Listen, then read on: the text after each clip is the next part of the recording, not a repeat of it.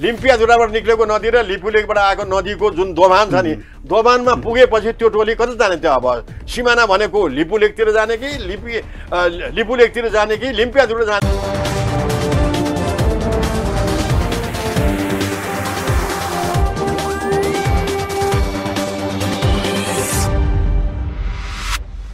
दर्शकहरू नमस्कार, म प्रदीप बस्नेत। यो क्रसफायर हो। क्रसफायरमा आज हामीसँग सीमाविद, भूगोलविद बुद्धिनारायण श्रेष्ठ हुनुहुन्छ। पछिल्लो पटक फेरि भारतीय प्रधानमन्त्री नरेन्द्र मोदीले उत्तराखण्डमा दिएको अभिव्यक्तिले नेपाल र भारत बीचको सीमाका समस्याहरू फेरि चाहिँ नै बल्झिएका छन्। खास गरी पछिल्लो पटकको 2019 नोभेम्बर 2 यताका नेपाल भारत सीमाका कुरा गर्ने हो भने आम मानिसले सिधै बुझ्ने भनेको लिपुलेक लिम्पियाधुरा अर्थात् दार्चुला जिल्लाको सीमा क्षेत्र भनेर बुझिएको छ। उसले राजनैतिक नक्सा जारी गर्यो, त्यस यता नेपालले पनि त्यसको विरोध गर्यो, त्यो चाहिँ नि कूटनीतिक नोट मार्फत विरोध गर्यो। त्यति मात्र नभएर 77 जेठमा त नेपालले पनि राजनीतिक प्रशासनिक नयाँ नक्सा सार्वजनिक गर्यो, जुन लिपुलेक लिम्पियाधुरा सहितको नक्सा सार्वजनिक भएको छ। यसैले यी विषयहरू कसरी हल गर्नु पर्ला, उहाँ लामो समयदेखि नेपालको सीमा, नेपालको भूगोल, नेपालका जग्गा जमिन मिचिएका क्षेत्रहरू अध्ययन गर्दै आइरहनु भएको छ। अनौपचारिक कार्यक्रममा उहाँले मलाई भनिरहेको कुरा सम्झने हो भने नेपाल र भारत बीच जोडिएका 27 जिल्लामध्ये 24 जिल्लामा यी विवादहरू छन्। कस्ता कस्ता छन्, यिनी कुराहरू आजका अतिथिसँग म जोड्छु। स्वागत छ यहाँलाई। धन्यवाद छ। भारतीय प्रधानमन्त्री नरेन्द्र मोदीको भनाइ यहाँले पनि सुन्नुभयो। त्यस पछाडि पनि केही एका टिप्पणी प्रतिक्रिया त तपाईँको आइ पनि सकेको छ। यो अहिलेको लिपुलेक लिम्पियाधुरातिरको चाहिँ विवाद समाधान गर्न दुई पक्षीय चाहिँ नि छलफल बहस चल्नुपर्ने बेलामा प्रधानमन्त्रीको चाहिँ नि भनाइप्रति तपाईँको थप केही टिप्पणी लिउँ, त्यहाँबाट सुरु गरौँ कुराकानी। हो, भारतीय प्रधानमन्त्री नरेन्द्र मोदीले डिसेम्बर 30 का दिनमा उत्तराखण्डको हल्दानीमा प्रोजेक्ट चाहिँ शिलान्यास उद्घाटन गर्ने बेलामा उनले के भने टनकपुरबाट पिथौरागढसम्म अलवेदर रोड बनिसकेको छ, लिपुलेकसम्म पनि सडक बनिसकेको छ, विस्तार गर्ने काम भइराखेको छ। यसले कैलाश मानव सरोवर यात्रा गर्नलाई सजिलो हुनेछ। हेर्नुहोस्, मेरो बुझाइ, मेरो अध्ययन चाहिँ के छ भनेदेखि चाहिँ योभन्दा अगाडि तपाईँले भन्नुभयो भारतले नयाँ नक्सा निकाल्यो 2 नोभेम्बर 2019 मा। त्यसपछि आएर भारतीय रक्षा मन्त्री राजनाथले 2020 को मे 20 को दिनमा चाहिँ भर्चुअल माध्यमद्वारा लिपुलेक सडकको उद्घाटन गर्यो।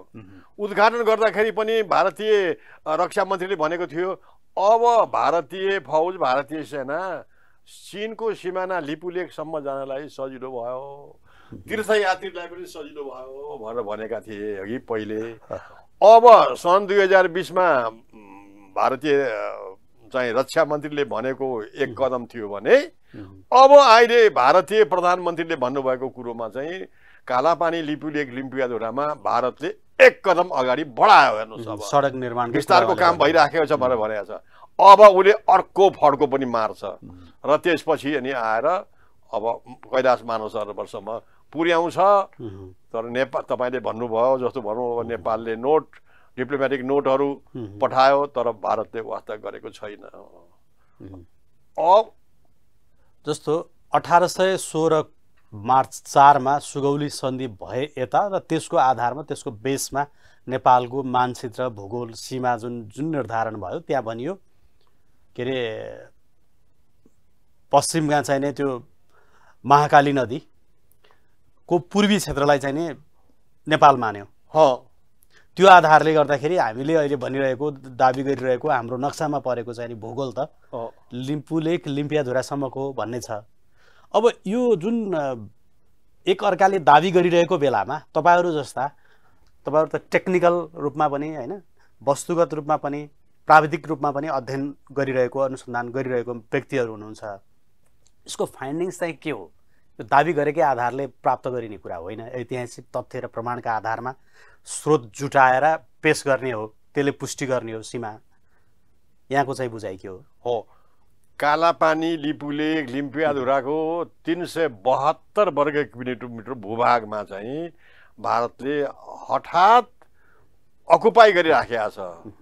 यो खास गरेर 1962 अक्टोबर नोभेम्बरमा भारत र चीनको छोटो अवधिको तर डरलाग्दो सीमा युद्ध भएपछि भारतको हार भयो अनि त्यसपछि त्यो बेलादेखिको अब भारतले अकुपाई गरेको छ। यद्यपि त्योभन्दा अगाडि पनि भारतीय फौजले रेखी गरेको थियो। चीनसँग लडाइँ पर्यो भने कहाँ बस्नु पर्ला भनेर केही वर्ष अगाडि नै सन् 1962 भन्दा अगाडि नै रेखी गरेर चाहिँ गरेको थियो अघि।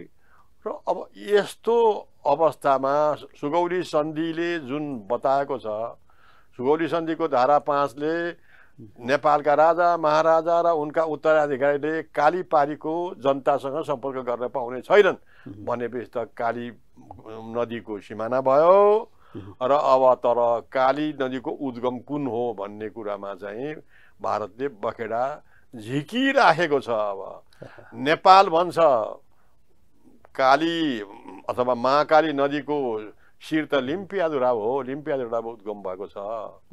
पुराना नक्सा दस्तावेजहरू अनुसार जस्तो भनौँ अब भारतले नेपालले पनि भनिरहेछ सन् 1827 को नक्सा 1856 को नक्सा इत्यादिले लिम्पियाधुराबाट निक्लेको चाहिँ नदी काली हो। तर भारतले चाहिँ बेला बेलामा त्यो नदीको नामै परिवर्तन गरेर कुटियाङटी भन्छ अनि फेरि आएर लिपु लेकबाट निक्लेको अर्को नदीलाई कहिले काली भनेर नक्सा प्रकाशित गर्छ। अनि हुँदा हुँदा त अहिले त्योभन्दा पनि दक्षिणको हाम्रो टिङ्कर छाङ्ग्रु भन्दा अझ नजिकैको भागमा कालीको मन्दिर बनाएर त्यहाँबाट एउटा खोलो तिरतिरे खोलो निक्लेको छ, त्यो पो काली भनेर भनिरहेछ है। त्यस कारणले गर्दाखेरि यस्तो दुविधापूर्ण कुराहरू गरिराखेको छ। र म फेरि अब भारतीय प्रधानमन्त्री नरेन्द्र मोदीको कुरा गरौँ। नरेन्द्र मोदीले उत्तराखण्डमा भनेपछि नेपालको राजनीतिक पार्टीहरूले पनि विरोध जनाए अनि राजनीतिक पार्टीहरूले सरकारले यसमा मुख खोल्नुपर्छ भनेर भनियो हो कि। हिजो चाहिँ नेपाल सरकारको प्रवक्ता मन्त्री ज्ञानेन्द्र कार्कीले भन्नुभएको छ लिपु लेक कालापानी लिम्पियाधुरा यो नेपालकै भूभाग हो र सुगौली सन्धिले नेपालकै ठहरिन्छ, यो वार्ताद्वारा समाधान गरिनेछ भनेर भनिएको छ। अस्तिको दिनमा चाहिँ भारतीय राजदूतावास काठमाडौँले एउटा विज्ञप्ति जारी गर्यो। हेर्नुहोस् त्यो विज्ञप्तिमा के भनेको छ भने नेपाल र भारतको बिचमा भएको जुन लिपु लेक कालापानी इत्यादिको कुरो छ त्यो सीमाको मामिला छ, भारतको अडान यथावत छ। त्यो भनेको 2019 नोभेम्बर 2 मा सार्वजनिक उनले अकुपाई गरेको म्यापको आधारमा नक्साको आधारमा उनीहरूको भूभाग दाबी गरिएको हो। सन् 2019 मा उले खर्लप्पा पारेर आफ्नोतिर पारेर हाल्यो है, त्यो यथावत छ भनेर भन्यो। तर यद्यपि के भनेको छ भनेदेखि एम्बेसीमा वार्ता गर्न सकिन्छ भनेर भनेको छ। अब यो के हो विश्लेषण गर्ने कुरा आउँछ यो विद्वत वर्गले। भारतको अडान यथावत छ तर वार्ता गर्नुपर्छ भनेर भनेको छ भनेपछि यो के हो भन्ने कुरा चाहिँ विश्लेषण गर्नुपर्छ। मेरो विचारले चाहिँ के हो भने अब भारतले कालापानी क्षेत्र यो ग्रेटर कालापानी नछोड्ने नै भयो।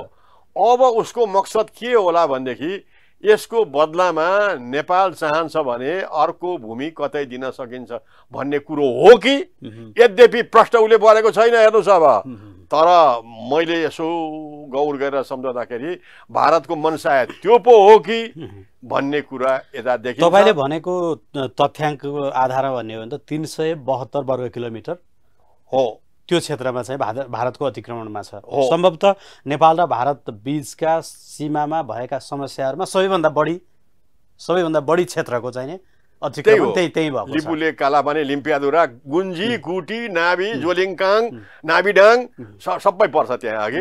अनि त्यसदेखि बाहेक अरू चाहिँ हाम्रो नेपालको नवलपरासी जिल्लाको सुस्ता क्षेत्रमा 145 वर्ग किलोमिटर भूभाग पनि भारतले अतिक्रमण गरेर अकुपाई गरेर बसेको छ। त्यहाँका नेपालीहरूको तपाईले अघि भनेको कुरा जस्तो एम्बेसीकै पत्रलाई हेर्ने हो भने तर वार्ता गर्न सकिन्छ भन्ने प्रसङ्ग, यद्यपि यो चाहिँ कूटनीतिक रूपले यसो अर्थ यसको मर्म चाहिँ के हो, कूटनीतिक क्षेत्रमा चाहिँ काम गर्ने कूटनीतिक व्यक्तिहरूले गर्नला। तर तपाईले चाहिँ नि बुझेको अथवा तपाईले अघि गरेको सङ्केत त्यस्तो हुन सक्छ अथवा त्यो हो भने हामीले हाम्रो भूभाग दाबी गर्ने कुरा जुन राजनीतिक नक्सा मार्फत दाबी गरेका छौँ, निशान छाप पनि सार्वजनिक गरेर संसदबाट पास भएको अवस्थामा, अनि त्यो वार्ता त भूभाग फिर्ता गर्नका लागि हुन सक्छ नि त, लेनदेन भारतको लागि वार्ता हुन्छ र?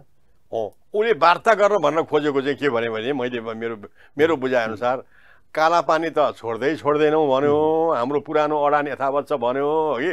वार्ता गरौँ भनेको मतलब अरू क्षेत्रको समाधान गर्नलाई अथवा कालापानीको बदलामा अरू ठाउँमा कतै केही लेनदेन गर्ने हो कि भन्ने जस्तो लाग्छ। किन मैले यो भनेको छु भनेदेखि भारतले कालापानी क्षेत्र भारतको हो भनेर ठोस नक्सा प्रमाण देखाउन सकेको छैन। हेर्नुहोस्, अब नेपालले जहिले पनि कालापानी क्षेत्र हाम्रै हो भनेर बराबर भनिरहेको छ, तर भारतले चाहिँ कालापानी क्षेत्र भारतको हो भनेर चाहिँ एकछिन ठोक्न सकेको छैन कि खालि भित्र जाल मात्रै बुन्ने, अब जग्गालाई अकुपाई गर्ने, हठात गर्ने। त्यसकारण उनीसँग भारतसँग चाहिँ नक्सा प्रमाण दस्तावेजहरू कमजोर भएकै कारणले गर्दाखेरि यो भएको त होइन भन्ने जस्तो लाग्छ। किन म यो भनिरहेको छु भने जब भारतले नक्सा निकाल्यो सन् 2019 को 2 नोभेम्बरमा नेपालले वार्ता गरौँ भनेर डिप्लोमेटिक नोट पठायो। तत्कालीन परराष्ट्र मन्त्री प्रदीप गेवालीले 5 चोटि डिप्लोमेटिक नोट पठाउँदाखेरि भारतले कहिले कोरोना भाइरस भन्छ, कहिले समय अनुकूल छैन भनेर यो वार्ता गर्नबाट किन पछि हट्दैछ त भन्दाखेरि चाहिँ मेरो बुझाइमा चाहिँ कतै उसँग प्रमाणै कमजोर छ कि र नयाँ यस्ता प्रमाणहरू बनाउन खोज्दैछ कि भन्ने कुरो चाहिँ तपाईँले वार्ता टारिरहेको प्रसङ्ग चाहिँ नि सम्झाउँदाखेरि अर्को एउटा प्रसङ्ग पनि छ। जस्तो भारतीय प्रधानमन्त्री नरेन्द्र मोदी र नेपालका प्रधानमन्त्रीको पहलमा बनाइएको इपिजी समूहको प्रतिवेदन समेत भारतीय प्रधानमन्त्रीले बुझ्न अस्वीकार गरिरहेको अवस्था छ अहिले पनि। यहाँले भनेको छ कहिले समय, कहिले कोरोना, कहिले के कारणले गर्दाखेरि राजनीतिक तवरबाट भएका यस्ता पहल प्रयासहरू पनि असफल हुने स्थितिमा वार्ताको गुन्जाइस देख्नुहुन्छ त? वार्ता अब इपिजीको रिपोर्ट नबुझिएकोमा त विश्वले भारतकै अर्घल्याई ठानेको छ। दुवै देशका प्रधानमन्त्रीहरूले अब कुराकानी गरेर अब तयार गराउनलाई इपिजीको रिपोर्ट भारतीय र नेपाली चाहिँ विज्ञहरूको समान सङ्ख्यामा, अनि त्यसपछि आएर त्यही बेलामा प्रतिवेदन तयार भइसकेपछि पहिले भारतका प्रधानमन्त्रीलाई बुझाउने, त्यसपछि अनि नेपालको प्रधानमन्त्रीलाई बुझाउने भनेर भनिएको थियो।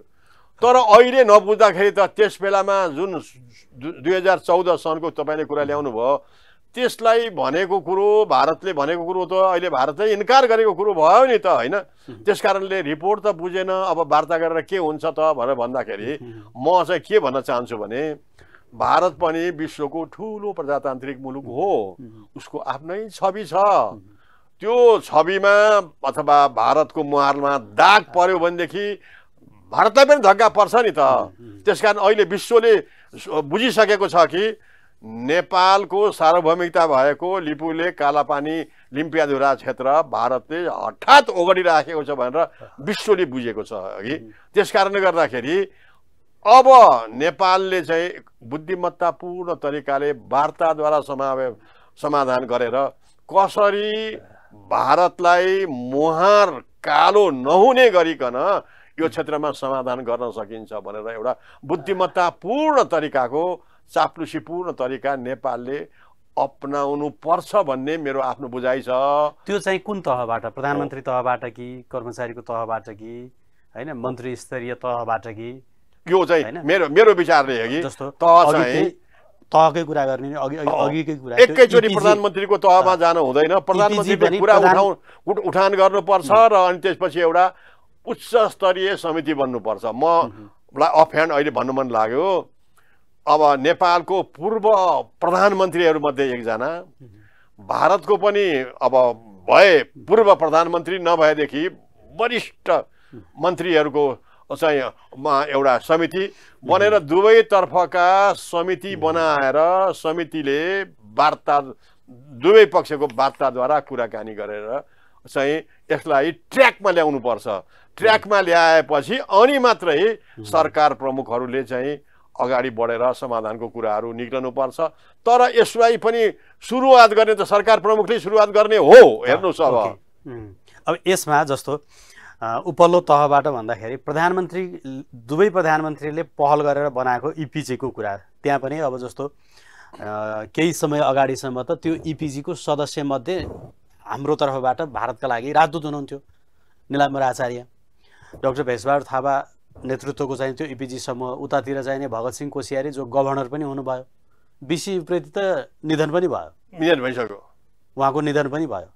उहाँहरू जतिको दिग्गज जो चाहिँ कूटनीतिक क्षेत्रबाट पनि, राजनीतिक क्षेत्रबाट पनि र प्रशासनिक क्षेत्रबाट पनि प्रतिनिधित्व गर्ने वरिष्ठ व्यक्तिहरू, दुवै देशका सम्मिलित व्यक्तिहरू र त्यो चाहिँ चाह फेरि खास गरी दुई देशको प्रधानमन्त्रीको चाह, उहाँहरूले सिधै पहल गरेको विषय, त्यो समूहको प्रतिवेदन त अलपत्र पर्ने स्थितिमा उपल्लो तह भने त्योभन्दा अझै उपल्लो कि राजनीतिक रूपले प्रधानमन्त्रीले 1-to-1 वार्ता गर्न पर्यो।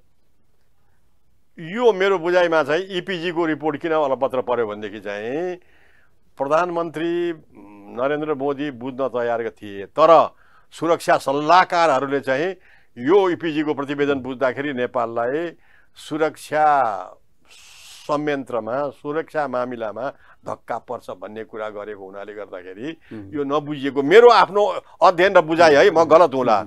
त्यसकारणले गर्दाखेरि नेपालले त सुरक्षा मामिलामा, भारतको सुरक्षा मामिलामा कुनै पनि कमजोरी हुन नेपालले दिँदैन।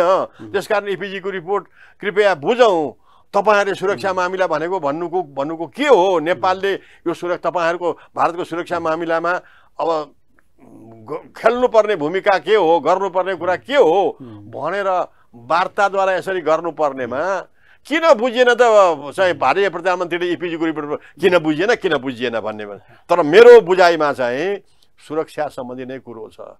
भारतलाई अलिकति डर छ, चीन तर्फबाट पनि डर छ। हेर्नुस् किन म यो भनिरहेको छु भनेदेखि चाहिँ नेपालको विभिन्न ठाउँमा विभिन्न परियोजना, विभिन्न प्रोजेक्टमा भारतसँग जोडिएको नेपालको तराईको भागमा पनि चाइनिज प्रोजेक्टहरू छन्।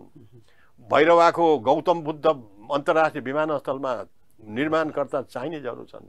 बबई भेरी प्रोजेक्टहरूमा पनि यस्ता विभिन्न ठाउँमा चाइनिजहरू भएको हुनाले गर्दाखेरि भारतलाई सुरक्षाको निकायको चाहिँ एउटा धक्का जस्तो चाहिँ शङ्का परेको हो कि नेपालले चाहिँ यस सम्बन्धमा भारतको सुरक्षा सम्बन्धी शङ्कालाई निर्केवल गर्यो भने मेरो विचारले यो इपिजीको रिपोर्ट पनि बुझ्ने काम हुन्छ अघि। र अब सुरक्षा चासोलाई भारतको के हो त मनसा अहिले चाहिँ सीमा लिपुलेको सीमा सम्बन्धमा नै भारतको भनाइ के हो राम्रोसँग बुझेर दुवै पक्षबाट उच्च स्तरीय समितिबाट वार्ता गरेर समाधान गरियो भने हुन्छ। हेर्नुहोस् अब त्यो उच्च स्तरीय समिति अथवा उच्च स्तरीय तहबाट गरिने वार्तामा नेपालको तयारी चाहिँ के हुन सक्छ अथवा नेपालको तयारी कस्तो हुनुपर्छ, त्यो परिपक्वता कसरी निर्माण हुन्छ, हाम्रा ऐतिहासिक तथ्य र प्रमाणहरू चाहिँ नि कहाँबाट कसरी सङ्कलन गर्ने, हामीले भोलि भारतसँग मात्रै नभएर परि आयो भने यसलाई त अन्तर्राष्ट्रियकरण गर्नुपर्ने हुनसक्छ वा कुनै अर्को देशको मध्यस्थताको चाहिँ नि बिचमा वार्ता गर्नुपर्ने हुनसक्छ। त्यति बेलासम्म हाम्रो तयारी चाहिँ के हुने हो? नेपालले पनि अलिअलि तयारी गरिँदैछ। जस्तो योभन्दा अगाडि पनि अब समितिहरू बनेको थियो। अब अख्तियारका पूर्व प्रमुख आयुक्त सूर्यनाथ उपाध्यायको संयोजकत्वमा एउटा समिति बनेको थियो कालापानी सम्बन्धमा। डाक्टर विष्णुराज उप्रेतीको संयोजकत्वमा अर्को समिति बनेको थियो। त्यो प्रतिवेदनहरू त बुझाइएको छ नि। अब परराष्ट्र मन्त्रालयले ती प्रतिवेदनहरू हेरेर बाहिरका राजनीतिक पार्टीहरूको भनाइ के छ यी सबै कुरा गरेर सर्वदलीय विचार गरेर नेपालको यो सम्बन्धमा राष्ट्रिय भनाइ यो हो भनेर टुङ्गो लगाउनु पर्छ। चाहे हाल सरकार कायम होस्, अर्को सरकार आओस्, 1-1.5 वर्षपछि चुनावमा त्यो जुन राष्ट्रिय जुन विचार छ त्यो राष्ट्रिय विचारलाई सबै आउने भविष्यका सरकारले पनि अधिक तरिकाले चाहिँ अवलम्बन गर्ने गरेर यस्तो प्रतिवेदन बुझाउनु पर्छ। यसको निमित्त धेरै गृह कार्य आवश्यक पर्दछ। र म यहाँ जोड्न चाहे मैले अघि हाम्रो नेपालको उत्तरी सीमावर्ती क्षेत्रमा भारतको इन्डियन मिलिट्री चेक पोस्ट थियो 16 वर्षसम्म। सम्मत 2009 देखि सम्मत 2026 सालसम्म इन्डियन मिलिट्री चेक पोस्ट थियो। हेर्नुहोस् अब अघि। तर त्यो बेलामा 26 सालमा नेपाल सरकारले अब इन्डियन मिलिट्री चेक पोस्टलाई उठाएर पठायो। कसरी उठाएर पठायो, कसका कारणले, कस्तो कूटनीतिक तरिकाले कसरी चाप्लुसी खेले भन्दा त्यो बेलामा म भन्न बाध्य छु कि त्यो बेलामा यदुनाथ खनाल, त्यसपछि आएर भीमबहादुर पाण्डे भारतको लागि नेपालको राजदूतै हुनुहुन्थ्यो। उहाँ क्षेत्र विक्रम राणा पछि अब सचिव पनि हुनुभयो। ऋषिकेश शाह युएनमा चाहिँ नेपालबाट युएनमा काम गरिसकेको, अब पदमबहादुर खत्री नेपाल चीन सीमामा काम गरिसकेको, कृतिदेवी विष्ट त बहालवाला त्यस बेलामा बहालवाला प्रधानमन्त्री थिए, राजा महेन्द्र, यिनीहरूको चाप्लुसीपूर्ण तरिकाले यो उठाएर पठाउन सम्भव भयो। हेर्नुहोस् अब जस्तो भन्नु, अब वार्ता गर्दाखेरि त्यो बेलामा मैले अध्ययन गरे अनुसार भारतलाई ठुलो पारेर, भारत त ठुलो देश हो, भारतको इन्डियन मिलिट्री चेकपोस्ट नेपालमा छ भन्यो भनेदेखि त विश्वले पनि भारतले नेपाललाई चाहिँ एउटा मिलिट्री इन्भेजन गर्न लाग्यो भनेर चाहिँ त्यो भनाइ हुन्थ्यो। इन्भेजन, त्यो इन्भेजनको कुरा भएको हुनाले गर्दाखेरि अनि र अब भारतलाई ठुलो पारेर फुरफुर्याएर तपाईहरूलाई जति जे आवश्यक पर्छ सुरक्षाका कुराहरू छन् हामी गर्छौँ भनेर चाहिँ त्यस्तो चाप्लुसीपूर्ण तरिकाले कुरा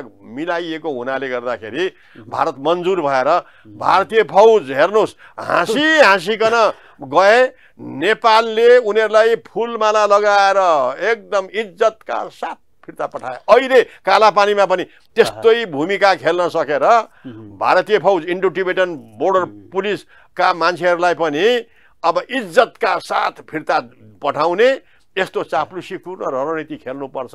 तर मलाई भन्न अहिले मन लाग्यो हामी कहाँ अहिले यदुनाथ खनाल जस्तो कूटनीतिज्ञ परराष्ट्र विज्ञ छन् कि छैनन्?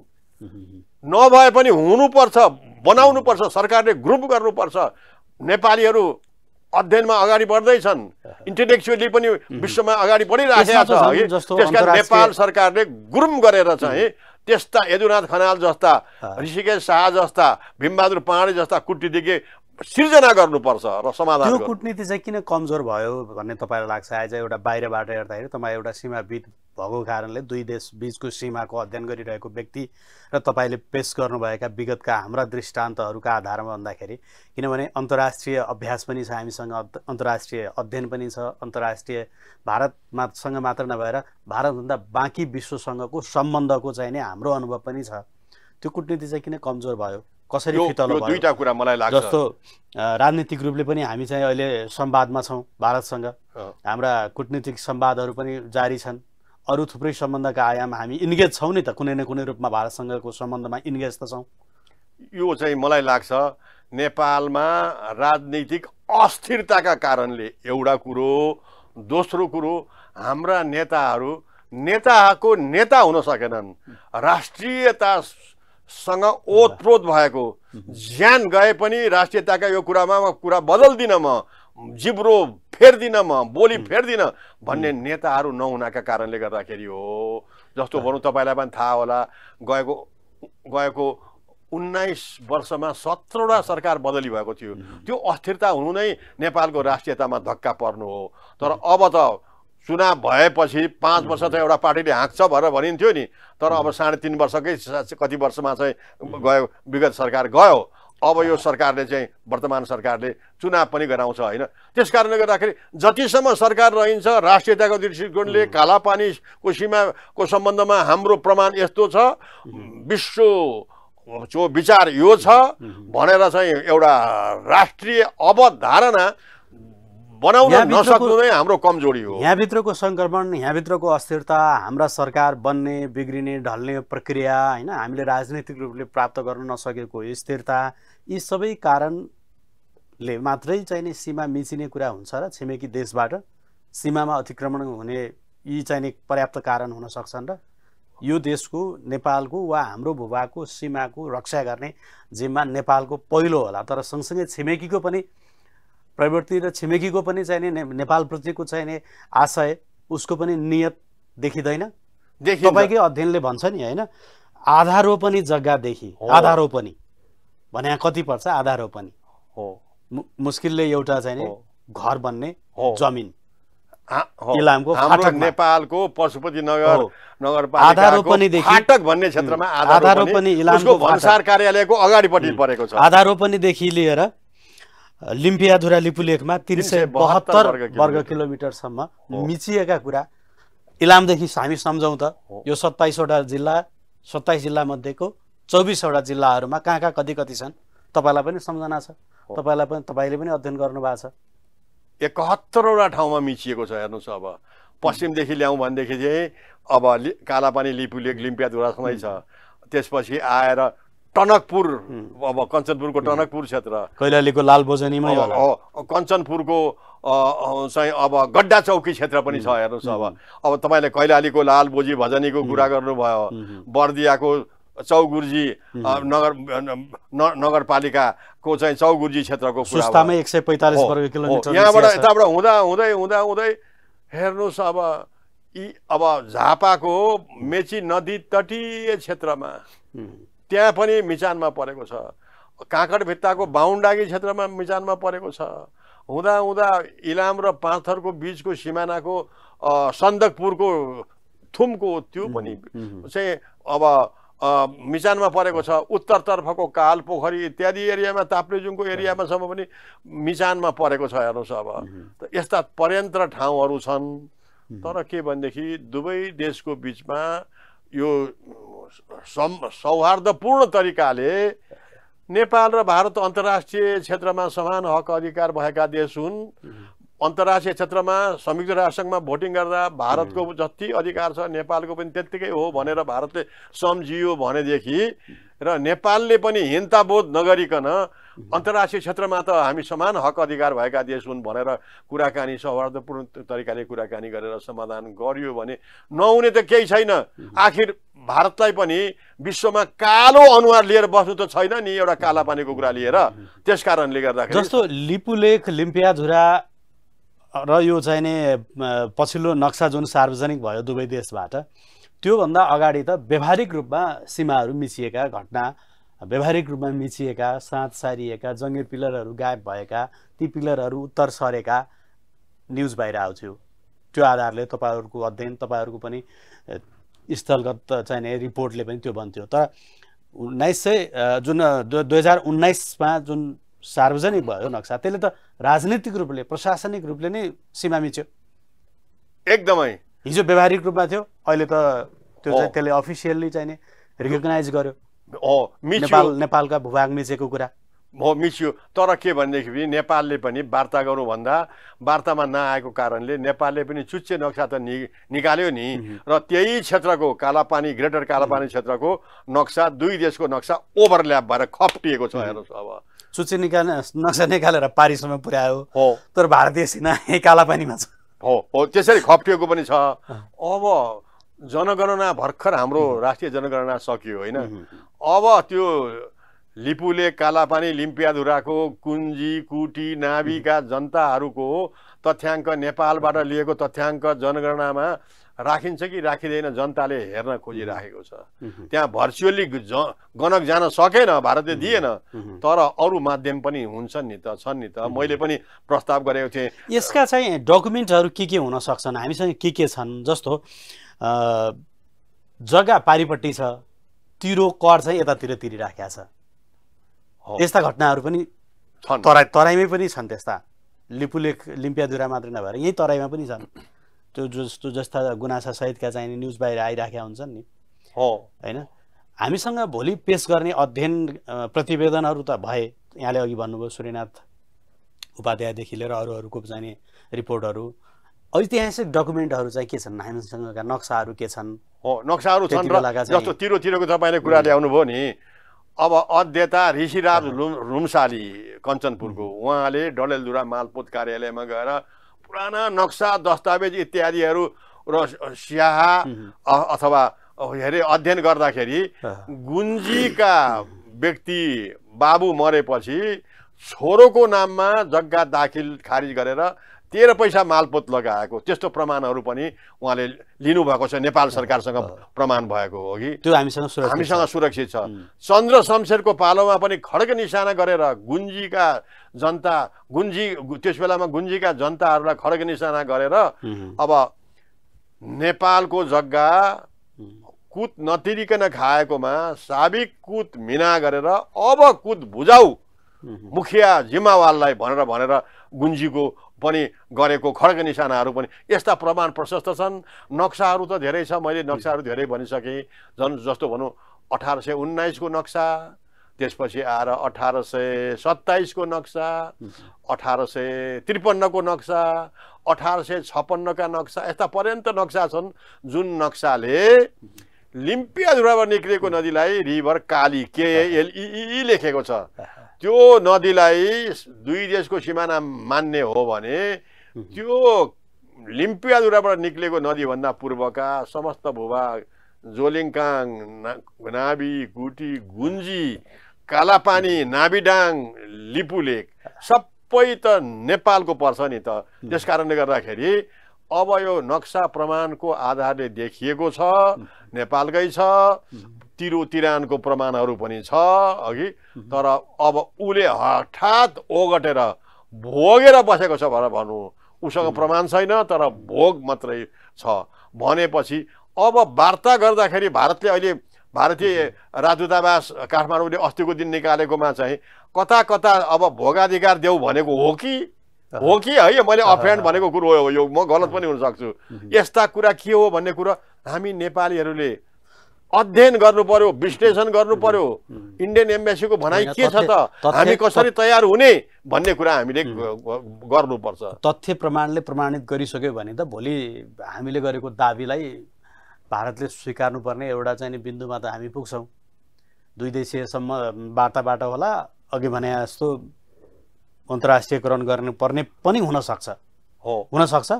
हेर्नुहोस्, अब अन्तर्राष्ट्रिय सीमा सिद्धान्त अनुसार दुई चारवटा समाधान गर्ने डिस्प्युट रिजोल्युसनको दुई चारवटा वैकल्पिक व्यवस्था छन्। पहिले आएर डायलग, म्युचुअल डायलगबाट समाधान गरिन्छ।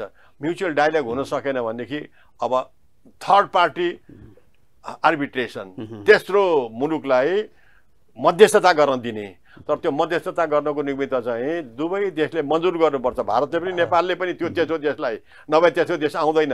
त्यसपछि अर्को वैकल्पिक व्यवस्था भनेको हो युनाइटेड नेसन्सको सेक्युरिटी काउन्सिल अन्तर्गत चाहिँ कार्टोग्राफिक डिभिजन भन्ने छ, अहिलेको जियो इन्फर्मेटिक्स डिभिजन भन्ने छ। त्यहाँ नक्साहरू धेरै अध्ययन गरिरहेका छन्। त्यहाँ आवेदन नेपालले गर्यो भने केही न केही हुन्छ। अघि नेपाल एक्लैले पहल गर्ने, नेपाल एक्लैले गर्न सक्छ आवेदन, संयुक्त राष्ट्रसङ्घमा आवेदन गर्न सक्छ।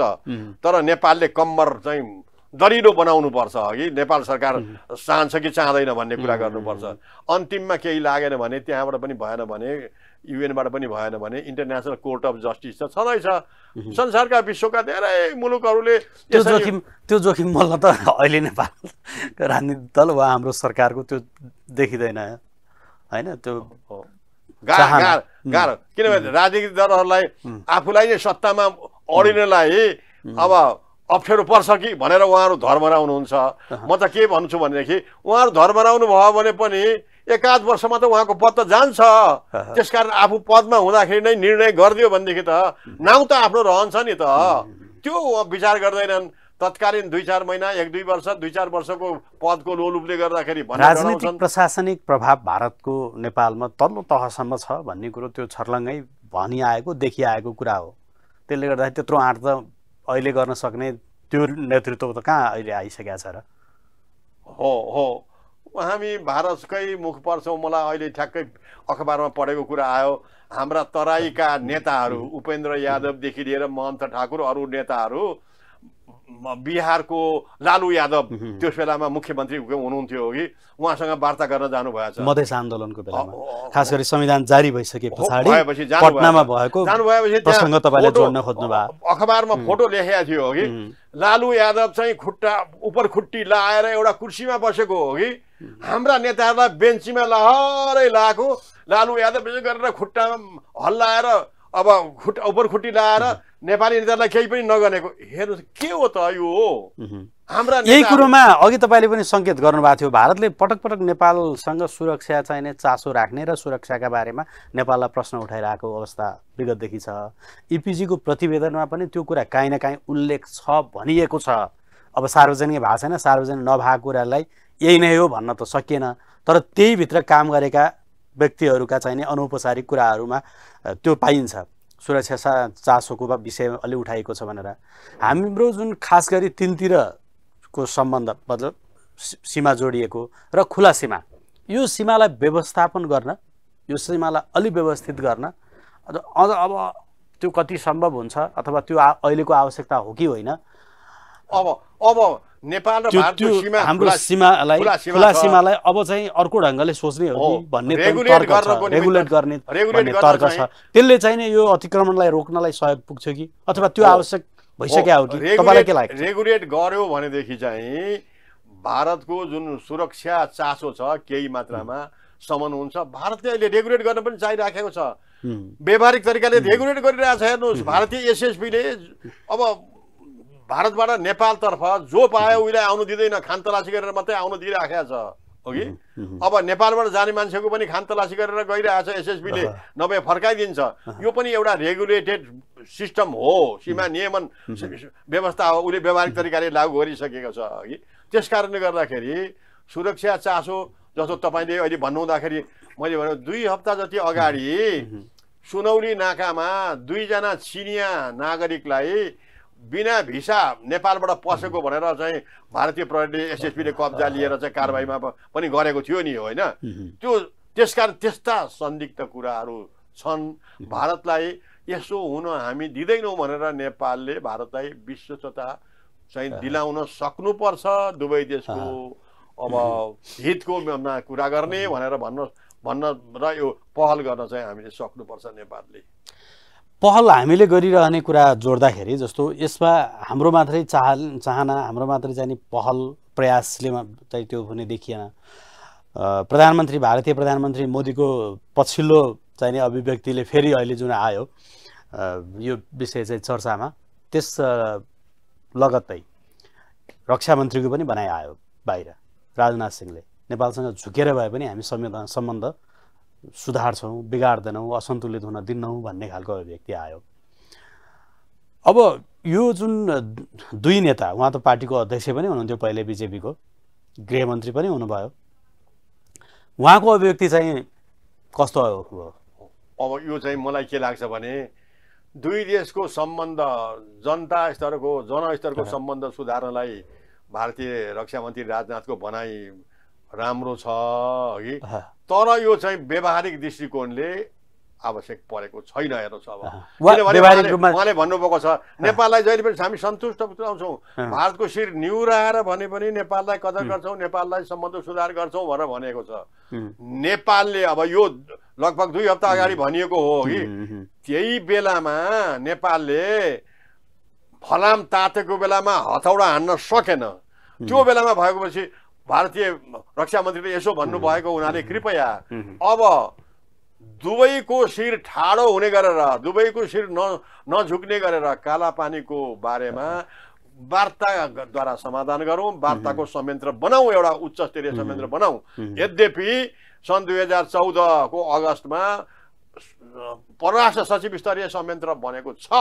कालापानी र लिपुलेक र सुस्ताको बारेमा तल्लो तहबाट प्राविधिक जानकारी लिएर दुवै देशका परराष्ट्र सचिवले प्रतिवेदन तयार गर्ने र आफ्नो सरकारलाई बुझाउने भन्ने छ। त्यसले कामै गर्न पाएको छैन, कामै गरिएको छैन तापनि अहिले अब राजनाथले त्यसरी भारतको शिर निहुराएर पनि नेपाललाई खुसी तुल्याउँछ भनेको बेलामा नेपालले त्यस बेलामा नै प्रस्ताव गर्न सकेन र अब यो कारणले गर्दाखेरि चाहिँ हामी पछि परेको छौँ। अर्को कुरा मलाई भन्नु मन लाग्यो, अहिलेको अब मोदीले भनेका जुन कुरो छ यो त अब मानस सरोवर जानलाई पनि अब सौगम भएको छ भनेर मोदीले भनेकोमा चाहिँ मानस सरोवर जाने त लिपुलेकबाट भन्ज्याङ काट्ने बित्तिकै त चीनको भूमि पर्छ।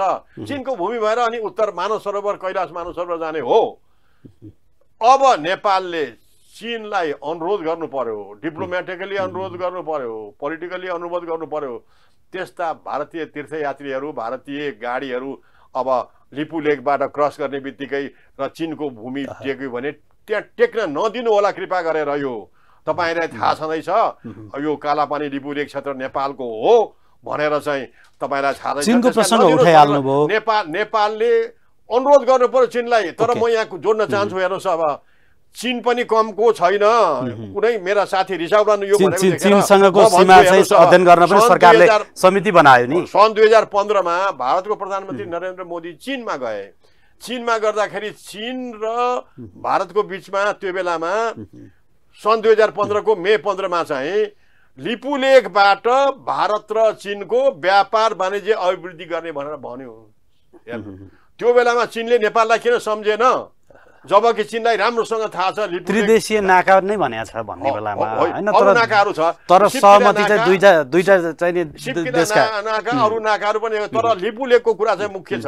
किनभने लिपुलेख चाहिँ चीनको ठुलो औद्योगिक क्षेत्र साङ्घाईबाट त्यहाँ उत्पादन भएको माल सामान सस्तो भाडामा भारतमा पठाउनलाई त्यही लिपुलेखको कुरो हो।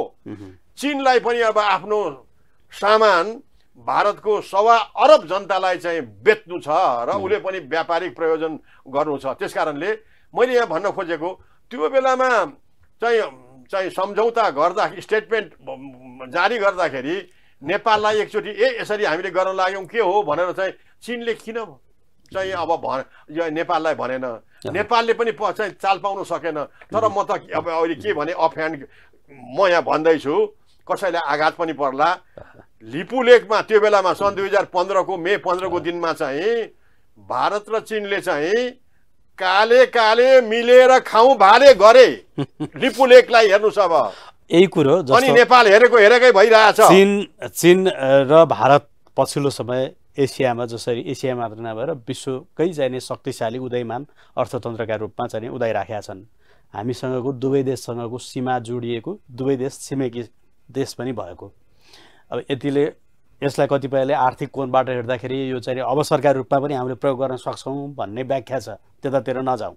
अहिले मैले जोड्न खोजेको भारत जो चाहिँ भन्छ सबसे बडा लोकतन्त्रका देशै भन्छ ऊ आफूले आफूलाई, चीन जसले चाहिँ अबको विश्वको नेतृत्व हामी गर्छौँ भनेर दाबी गरिराखेका छ। उनीहरूले यसरी व्यापारिक रूपमा हाम्रो भूभागलाई चाहिँ प्रयोग गरिरहँदाखेरि, प्रयोग गर्ने प्रयत्न गर्दाखेरि नेपालको स्ट्यान्ड चाहिँ अब कहाँ हुन्छ? किनभने हामीले चीनको पनि सुरक्षाको कुरा गर्नु छ। चीनको सुरक्षा पनि हामीले चीनलाई चाहिँ प्रतिबद्ध बनाएका छौँ। एक चीन नीतिप्रति हामी प्रतिबद्ध छौँ। चीनको सुरक्षाका चाहिँ नि हाम्रो पनि चिन्ता छ। भारतले पटक पटक नेपाललाई चाहिँ नि आफ्नो सुरक्षाका बारेमा सोधिराखेका छ। हाम्रो स्ट्यान्ड, हाम्रो पोजिसन चाहिँ कहाँ हुन्छ, कहाँ हुनुपर्छ? हो, यो लिपुलेख, कालापानी, लिम्पियाधुरा भनेको तीनै देशको त्रिदेशीय क्षेत्र भेट हुन्छ हेर्नुहोस् है अघि। त्यसकारणले चीनको पनि यसमा भूमिका हुनुपर्छ। तपाईलाई स्मरण गराउँ, सन् 1962 मा नेपाल र चीनको सीमाङ्कन भएको बेलामा त्रिदेशीय बिन्दु स्थापना गर्ने कुरा आयो। चीनले नेपाललाई आग्रह गर्यो भारतलाई पनि बोलाउनु भनेर। चीनले विधिवत भारतलाई त्रिदेशीय बिन्दु स्थापना गर्नलाई प्रतिनिधि पठाइदिनु भनेर भन्दाखेरि भारत मानेन। किनभने त्यो बेलामा चीनसँग युद्ध भर्खर हारेको आलो घाउ थियो, चीनसँग युद्ध हारेको, त्यसकारणले पठाएन अघि। त्यसकारण अब चीनलाई त अहिलेसम्म थाहा छ नि। अर्को कुरो, नेपालका लागि चिनिया राजदूत मिस्टर योङ 14 वर्ष अगाडि रिपोर्टर्स क्लबमा उनले भनेका छन् 1962 मा नेपाल र चीनको बीचमा सीमाङ्कन हुँदाखेरि कालापानी नेपालकै हो। यद्यपि त्यो बेलामा पुराना नक्सा दस्तावेजलाई व्यवस्था गरेको हुनाले नेपालको सिमाना लिम्पियाधुरा पुग्न सकेन। त्यो रेकर्डेड छ, मैले मेरो किताबमा पनि हालेको छु अघि। त्यो चीनलाई त यसरी प्रष्ट थाहा हुँदै पनि किन यसरी लिपुलेखबाट ती दुई देशले चाहिँ अब व्यापार वाणिज्य अभिवृद्धि गरे भने हाम्रो नेपालको फितलो कूटनीतिले गर्दाखेरि, राम्रो कूटनीतिक पहल गर्न नसकेको हुनाले गर्दाखेरि, अन्तमा एकदम छोटोमा दुवै देशले आफ्नो सुरक्षाको चासो हामीसँग राखिरहँदाखेरि हामीले उनीहरूको सुरक्षाप्रति प्रतिबद्धता जनाइ मात्रै रहने हो कि हाम्रो पनि पोजिसन हुन्छ, हाम्रो पनि स्ट्यान्ड हुन्छ? उनीहरू व्यापार गरून्, उनीहरू चाहिने दुई देश बीचको सम्बन्ध उनीहरूको चाहिने अर्को ठाउँ, अर्को भूगोलबाट पनि प्रयोग गर्न सकिने स्थिति हुन्छ। चीनसँग पनि सीमाका विवादहरू यता गदा आउन थालेका छन्। सरकार आफैले चाहिँ त्यो समिति पनि बनायो। समिति बनायो भनेको त अर्थ, समिति बनायो भन्नुको अर्थ त विवाद छ काहीँ न काहीँ भन्ने बुझिने छ। अब नेपालले चाहिँ चीन र भारतसँग चाहिँ कसरी वार्ता गर्ने, कस्तो चाहिँ सम्बन्ध राख्ने? अब चीनसँग चाहिँ 1962 मा सीमाङ्कन गरेर बाउन्ड्री प्रोटोकल 1963 मा चाहिँ सही भयो। त्यसलाई नवीकरण 1979 मा, अर्को नवीकरण 1988 मा भयो। अब फेरि नवीकरण हुँदैछ होइन। त्यसकारणले गर्दाखेरि नेपाल र चीनको सीमाको बारेमा विवाद देखिँदैन अघि। यद्यपि स्थानीय बासिन्दाहरूले चाहिँ सीमा मिचियो भनेर भनिराखेका छन्। त्यसलाई दुवै सरकार, चीन र नेपालका पदाधिकारी गएर ठाउँमा गएर जस्तो हुम्लाको लिमी नामखामा गएर पुराना नक्सा दस्तावेजहरू 1962 को नक्सा तथ्याङ्क चाहिँ सीमा खम्बाको तथ्याङ्क अक्षांश देशान्तर उचाइ बुझाइदिएर यो यस्तो हो भनेर बुझाइदिनु पर्छ। त्यो अहिले ल्याकिङ भएको छ। दुवै देशका संयुक्त प्राविधिकले संयुक्त पदाधिकारीले अघि त्यो चाहिँ कम भएको छ। अब भारततर्फ पनि पुराना नक्सा दस्तावेजहरूले देखिएको कुरामा अगाडि बढौँ र सीमाङ्कनको काम सम्पन्न गरौँ। सीमाङ्कनको काम चाहिँ अब लिपुलेख लिम्पियाधुरामा पनि जाउँ। जस्तो भनौँ अब नापी विभाग र सर्वे अफ इन्डियाका उच्च पदाधिकारीहरूको बिचमा Nepal India joint technical level boundary committee बनेको थियो। अब सन् 1981 देखि 2007 सम्म 26 वर्ष काम गर्यो। त्यो कमिटी अन्तर्गतको फिल्ड सर्वे टोलीहरू जोइन्ट टोली दार्चुलाको सीमाङ्कन गर्दै गर्दै गर्दै दार्चुला अब धारचुला भएर अनि गरब्याङ उत्तर गरब्याङमा गएर लिम्पियाधुराबाट निक्लेको नदी र लिपुलेखबाट आएको नदीको जुन दोभान छ नि दोभानमा पुगेपछि त्यो टोली कता जाने त्यो अब सिमाना भनेको लिपुलेखतिर जाने कि लिपुलेखतिर जाने कि लिम्पियाधुरा जाने भनेर निर्देशन दुई देशमा माग्दा निर्देशन नआएर त्यो 26 वर्ष काम गरेको टेक्निकल कमिटी नै विघटन गरियो। हेर्नुहोस् अब त्यसलाई पुनर्जागरण गरेर संयुक्त तरिकाले नक्साङ्कन गरौँ न। नक्सा गरेपछि त दुवै देशको बिचमा नक्सा अगाडि राखेर छलफल गरेर सौहार्दपूर्ण तरिकाले समाधान गरौँ न भन्ने कुरोतिर नेपाल लाग्नुपर्छ। भारतलाई पनि मन्जुरी गराउनुपर्छ। हस्, धन्यवाद यहाँलाई यो समय टिभी टुडेले सम्झनु भयो। मैले अलि अब यो उखान टुक्का कार्यकालले मिलेर खाउँ भने पनि भने अब यो तलमाथि पऱ्यो भने माफ गर्नुहोस्। अब श्रोता वृन्दहरू सबैमा नमस्कार। हस्, नमस्कार। दर्शकहरू, उहाँ हुनुहुन्थ्यो सीमाविद बुद्धिनारायण श्रेष्ठ। आज हामीले पछिल्लो समय भारतीय प्रधानमन्त्री नरेन्द्र मोदीको लिपुलेखमा सडक निर्माण विस्तारको अभिव्यक्ति पछि आएका क्रिया प्रतिक्रियाहरूलाई नेपाल भारत बीचको सीमाका सन्दर्भमा जोड्यौँ। आजका निम्ति यो संवादको श्रृङ्खला यति नै। आज्ञा दिनुहोस्। नमस्ते।